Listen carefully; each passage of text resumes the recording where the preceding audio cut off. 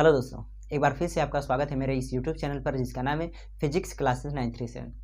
दोस्तों इससे पिछले वाले वीडियो में हम लोगों ने प्रकाश के बारे में पढ़ा था। उसका इंट्रोडक्शन ही केवल हमने देखा था और उसमें हमने बताया था आपको कि प्रकाश के स्रोत क्या हैं और उन स्रोतों को किस तरीके से बांटा गया है, दीप्त स्रोत और अदीप्त स्रोत के हिसाब से।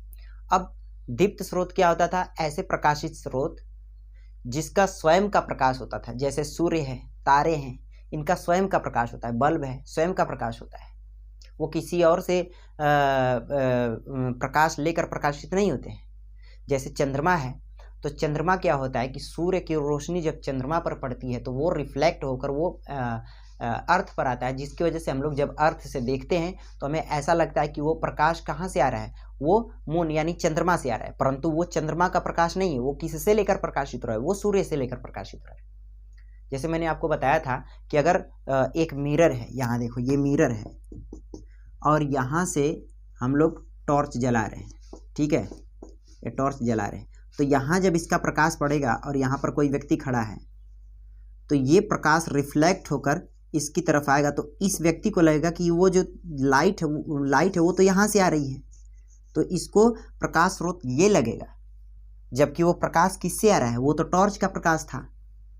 तो ये जो लाइट जा रही है वो मिरर का नहीं है, वो दूसरे से प्रकाश लेकर प्रकाशित हो रहा है, तो उसको हम लोग अदीप्त प्रकाश स्रोत कहते हैं।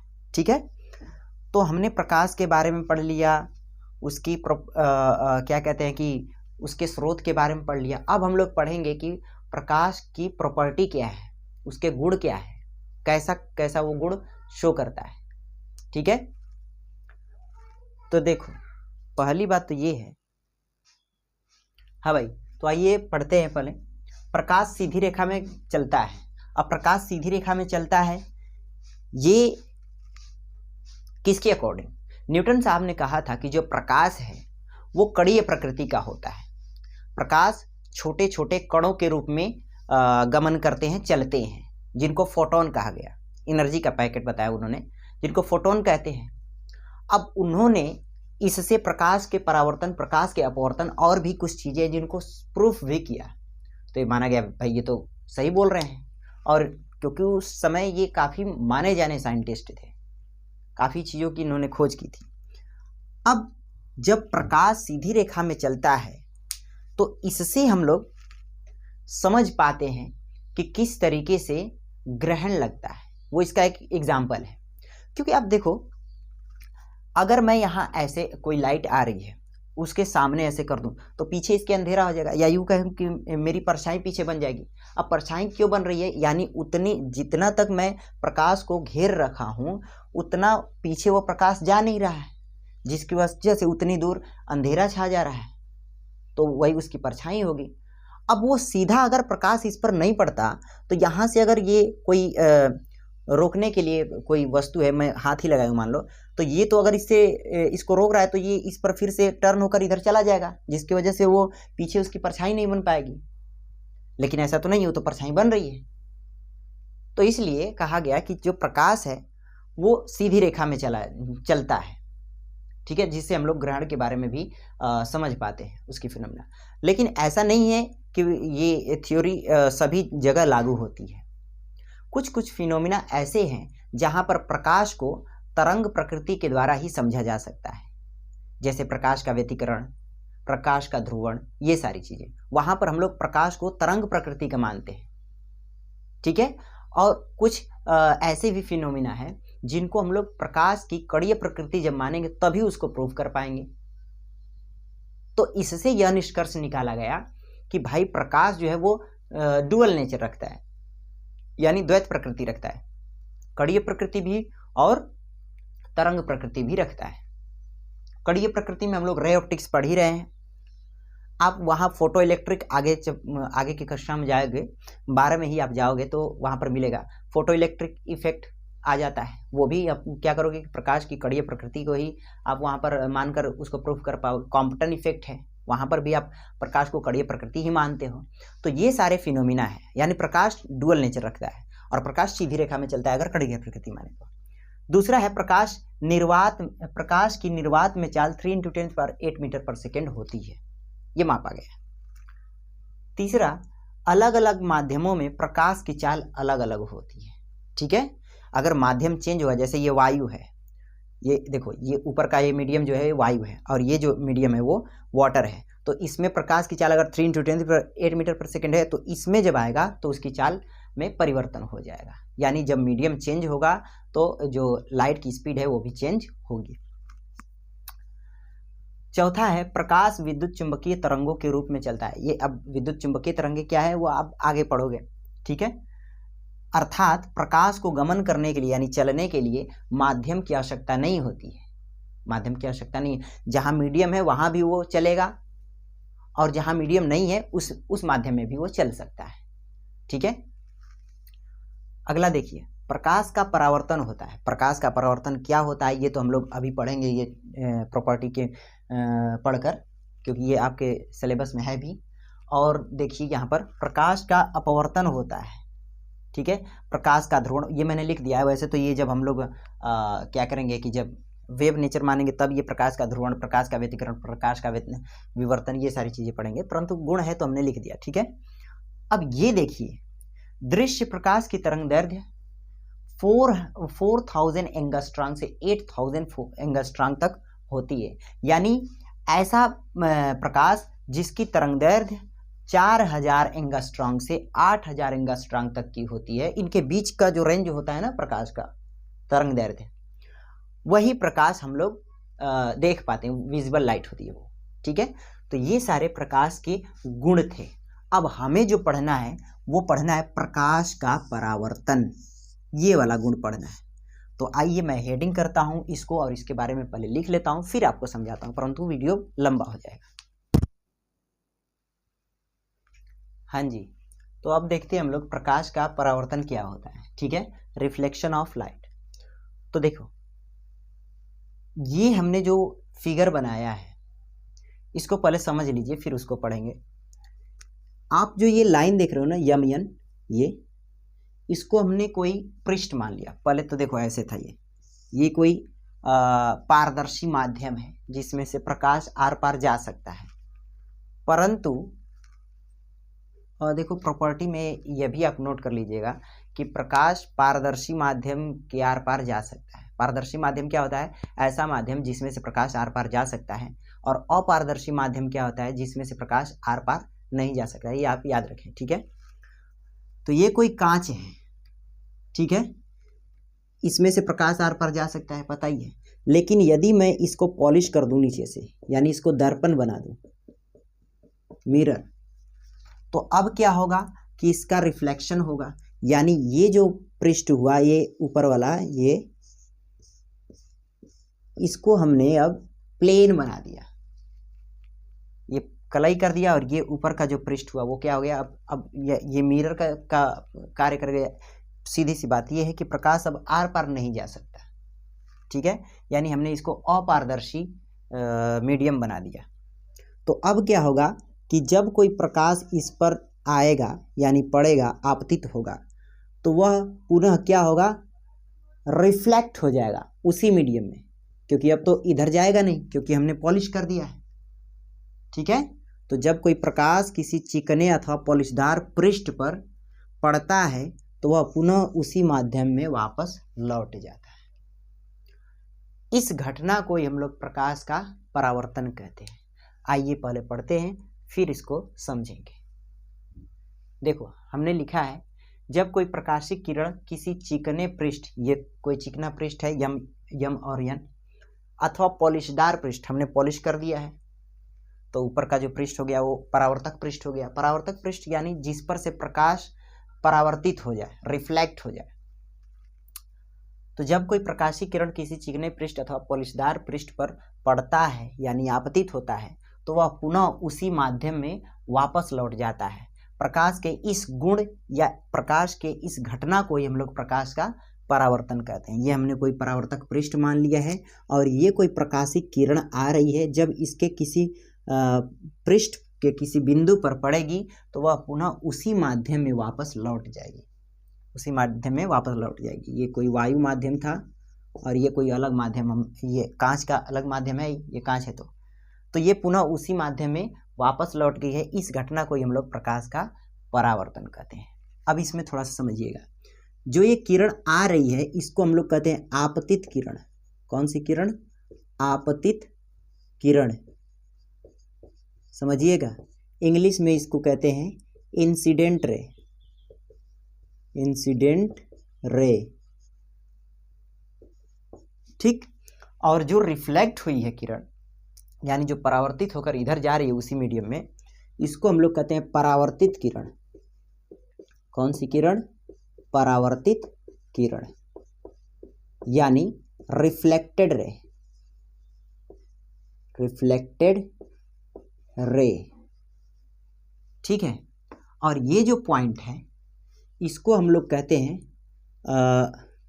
आपतन बिंदु। आपतन बिंदु क्या कहते हैं भाई? आपतन बिंदु, यानी point of incident. Point of incidence, ठीक। और ये जो लाइन हमने खींचा है इसको हम लोग कहते हैं अभिलंब। ये क्या है? अभिलंब है। अभिलंब, इंग्लिश में इसको कहेंगे नॉर्मल, ठीक। अब बात को समझिएगा सर, जो किरण आ रही है उसको हम लोग आपतित किरण बोलेंगे, इंग्लिश में उसको इंसिडेंट रे बोलते हैं। जो किरण परावर्तित हुई है उसको परावर्तित किरण यानी रिफ्लेक्टेड रे बोलते हैं। और जिस परावर्तक पृष्ठ के जिस बिंदु पर ये किरण आ रही है उस बिंदु को हम लोग आपतन बिंदु कहते हैं, यानी पॉइंट ऑफ इंसिडेंस बोलते हैं। इन दोनों की ये जो दोनों किरणें हैं, आपतित किरण और परावर्तित किरण, परावर्तक पृष्ठ के जिस बिंदु पर मिल रही हैं, ये वहां से हमने जो ये लाइन खींचा है उसको हम लोग अभिलंब कहते हैं, ठीक है। अब आपतित किरण और अभिलंब के बीच जो एंगल बनता है इसको हम लोग कहते हैं आपतन कोण। क्या कहते हैं? आपतन कोण। आपतन कोण, इंग्लिश में इसको कहते हैं इंसिडेंस, इंसिडेंट एंगल।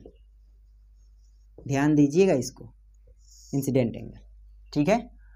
आपतन कोण क्या होता है समझिए। आपतित किरण, आपतित किरण तथा अभिलंब के बीच बने कोण को आपतन कोण कहते हैं।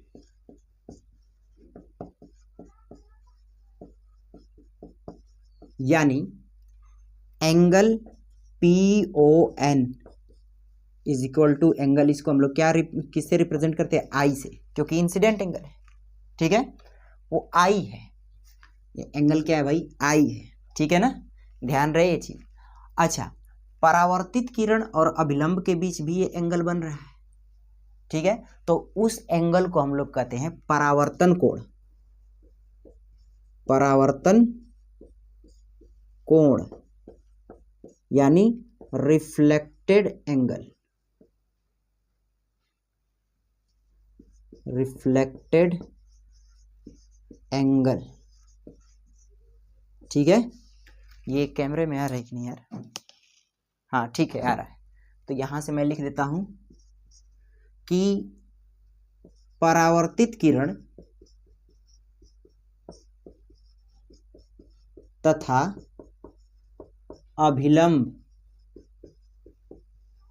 के बीच के कोण को परावर्तन कोण कहते हैं। कौन सा कोण? परावर्तन कोण कहते हैं।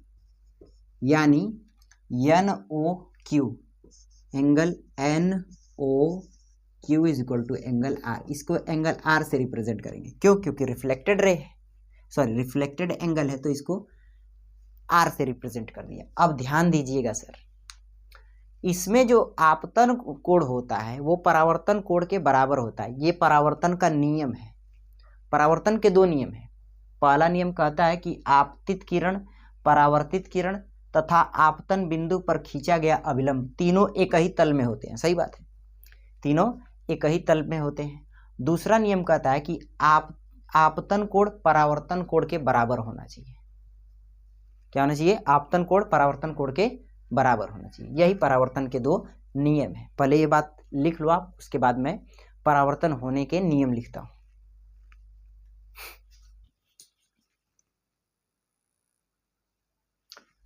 हाँ जी, तो अब हम लोग पढ़ते हैं परावर्तन के नियम, लॉज ऑफ रिफ्लेक्शन। अच्छा, एक बात आप याद रखें कि ये जो हमने दर्पण लिया है ये समतल दर्पण है, ठीक है। तो परावर्तन के नियम क्या है, लॉज ऑफ रिफ्लेक्शन क्या है कि आपतित किरण ओपी, ये जो किरण आ रही है, पीओ बोलो या ओपी बोलो, चलो मैं पीओ बोल दे रहा हूं और इसको भी मैं इसको ओ क्यू हुई बोलता हूं, ठीक है। तो आपतित किरण पीओ, ऐसे पीओ, और परावर्तित किरण ओ क्यू तथा आपतन बिंदु पर खींचा गया अभिलंब ओएन तीनों एक ही तल में होते हैं। ये पहला नियम है परावर्तन का, ठीक है।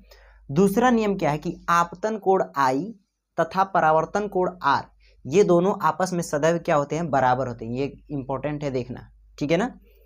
तो ये परावर्तन के नियम हो गए। लेकिन क्या परावर्तन प्रत्येक पृष्ठ पर इसी के जैसा होगा? मेरे कहने का मतलब ये है कि यदि ये पृष्ठ समतलीय है, यानी कुछ इस तरीके से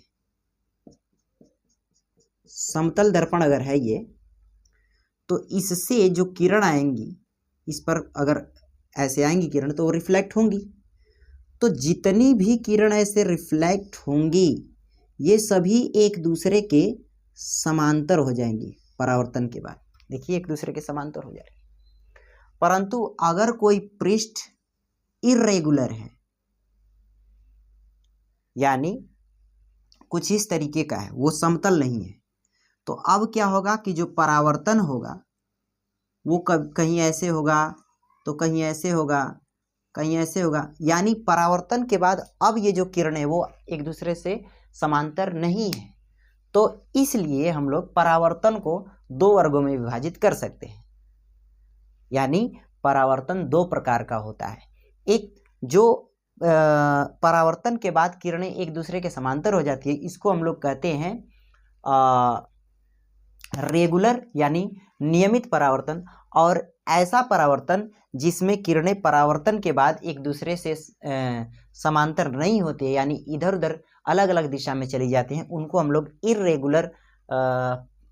इर्रेगुलर रिफ्लेक्शन कहते हैं, यानी अनियमित परावर्तन, ठीक है। तो इन बातों को पहले लिख लेते हैं, उसके बाद मैं आपको समझाता हूं।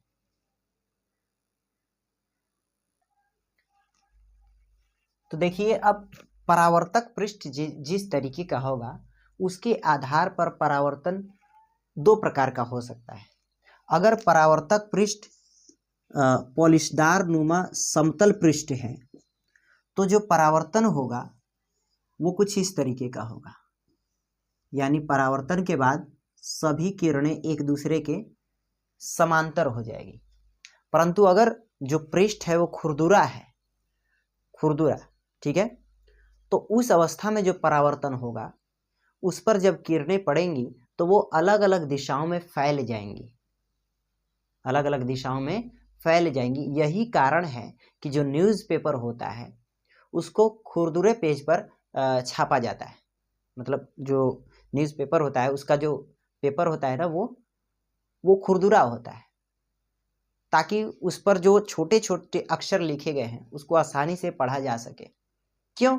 क्योंकि जब उस पर रिफ्लेक्शन होगा, प्रकाश पड़ेगा, तो किरणें चारों तरफ फैल जाएंगी जिससे चकाचौंध नहीं होगा, ठीक है। तो आइए पहले पढ़ते हैं, उसके बाद बात करते हैं। तो परावर्तक पृष्ठ के आधार पर परावर्तन दो प्रकार का होता है। एक तो नियमित प्रकाश का परावर्तन और दूसरा अनियमित प्रकाश का परावर्तन। नियमित प्रकाश का परावर्तन को हम लोग इंग्लिश में कहते हैं रेगुलर रिफ्लेक्शन ऑफ लाइट, और अनियमित को बोलते हैं इर्रेगुलर रिफ्लेक्शन ऑफ लाइट या diffused reflection of light. Regular यानी नियमित प्रकाश का परावर्तन क्या होता है कि जब प्रकाश का परावर्तन किसी ऐसा पृष्ठ जो पोलिशदार हो, समतल पृष्ठ से होता है, तो परावर्तन के बाद किरणें एक दूसरे के समांतर हो जाती है। इस प्रकार के परावर्तन को नियमित परावर्तन कहते हैं। जैसे कि आप देख सकते हैं, ये किरणें इस तरीके से आई, ऐसे चली गई, ऐसे चली गई, ऐसे चली गई, ऐसे, ये सभी एक दूसरे के क्या है, पैरेलल है, यानी समांतर है। तो इस तरीके का जो परावर्तन होता है उसको हम लोग नियमित परावर्तन कहते हैं, यानी रेगुलर रिफ्लेक्शन ऑफ लाइट बोला जाता है। वहीं अगर पृष्ठ खुरदुरा है, देखिए जब प्रकाश का परावर्तन किसी खुरदुरे पृष्ठ से होता है तो परावर्तन के बाद किरणें अलग अलग दिशा में चली जाती है, यानी फैल जाती है। इस प्रकार के परावर्तन को हम लोग अनियमित परावर्तन कहते हैं। ये खुरदुरा पृष्ठ हमने बनाया है, ठीक है। अब इसके दैनिक जीवन में उपयोग क्या है? आपने देखा होगा कि जब किसी मिरर पर किरण आती है, यानी मान लीजिए कि सूर्य का प्रकाश, कई खिड़की लगा हुआ है, कांच की खिड़की है, उस पर जब सूर्य का प्रकाश पड़ता है तो उसकी तरफ जब हम लोग देखते हैं तो आंखें चकाचौंध हो जाती है। क्यों? क्योंकि पहली बात तो वो है कि वो जो शीशा है, मिरर है, वो क्या है, पॉलिशदार है, प्लेन है, जिसकी वजह से सभी किरणें एक ही मतलब कि पैरेलल हो जा रही हैं, जिससे उनकी इंटेंसिटी भी ज़्यादा होगी वैसे तो।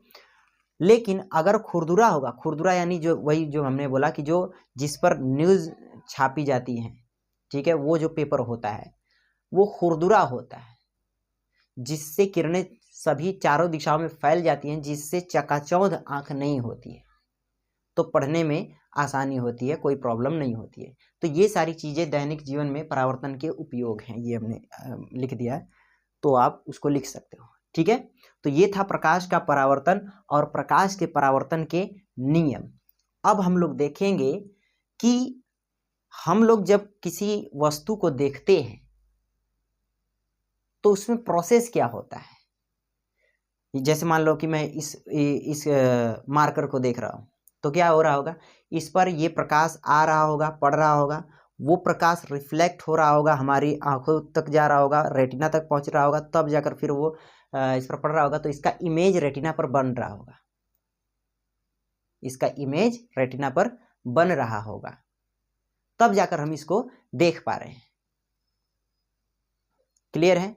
तो अब हम लोग पढ़ेंगे कि किसी वस्तु का प्रतिबिंब यानी इमेज क्या होता है, कैसे बनता है, कैसे बनता है। तो हमारी हेडिंग क्या होगी कि वस्तु का प्रतिबिंब कैसे बनेगा, तो उसको हम लोग दर्पण की सहायता से समझेंगे। दर्पण की सहायता से कहने का मतलब ये है कि जब किरण किसी वस्तु से रिफ्लेक्ट होगी, परावर्तित होगी, ठीक है, तो वो जब उस बिंदु पर जाकर मिलेगी दो किरणें, तो उस वस्तु का वहाँ पे प्रतिबिंब बनेगा। वो कैसे होगा मैं लिख कर आपको समझाऊंगा तो बेहतर समझ में आएगा। तो आइए देखते हैं।